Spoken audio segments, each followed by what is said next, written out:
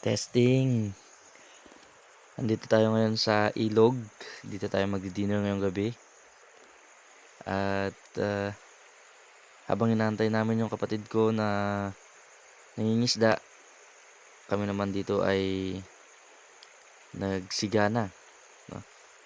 Nagpapoy na kami dito para mamaya ihaw-ihaw na lang sa mga mahuhuli kung meron man.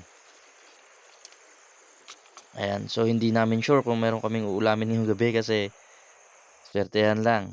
Ayan, moment of truth. Tingnan natin kung meron siya nakuha. Nagantay pala kami dyan ng mga kulang-kulang 1 oras, no? At ito na nga, binubuksan na yung alat. Alat po ang tawag dyan sa lagayan ng isda. Ayun, so meron. Hindi kami mag-uulam ng bagoong. Meron pala na huli. Yan. So ang gagawin lang namin dito is tutuhugin namin, yan, tapos ihawin lang. Sakto yan. Yan.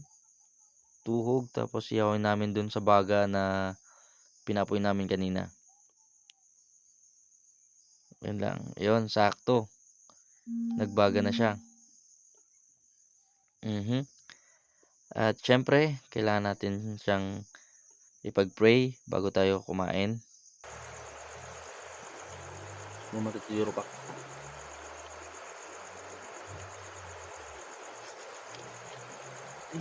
Shoutout nga pala sa mga viewers natin dyan. Maraming salamat sa panonood. Kung nakabot ka na po dito sa bandang ito, pa-follow naman po at pa-share. Kung gusto niyo po ng ganitong mga videos, please click follow and share. Thank you so much. See you again on our next video.